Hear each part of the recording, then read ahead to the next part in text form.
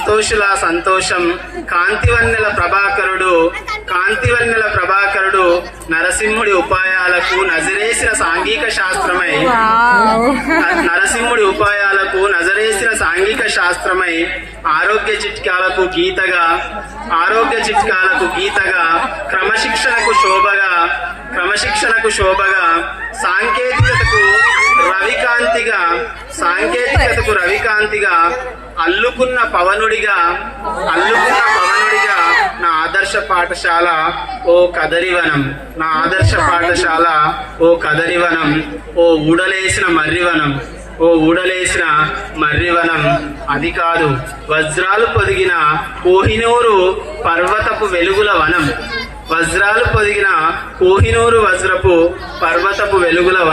Thank you. This opportunity.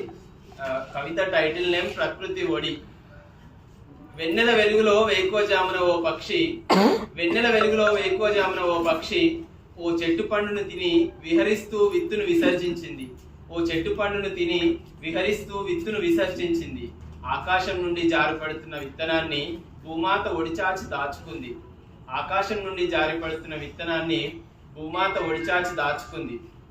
ఎండకు ఎండిన విత్తనం సంకల్పించింది. వటవృక్షం ఆశయంగా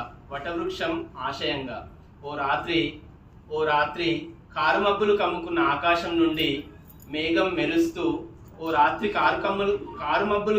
ఆకాశం నుండి మేఘం మెరుస్తూ జడివాన జాలువారింది.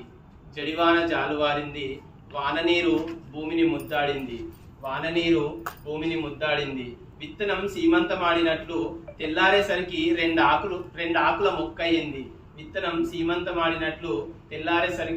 రెండాకుల మొక్కయింది. కాలం గడిచింది మొక్క చెట్టయింది వటవృక్షమయ్యింది.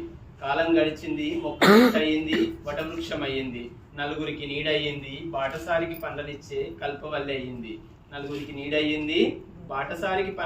కల్పవల్లయింది. విత్తును విసర్జించిన పక్షికి సేదదీరుటకు పక్షి ఆకలికి పండునిచ్చుటకు రుణబంధమై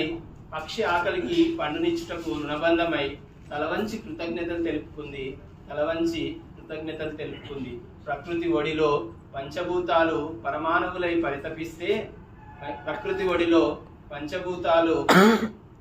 పరమాణువులై పరితపిస్తే ఫలితం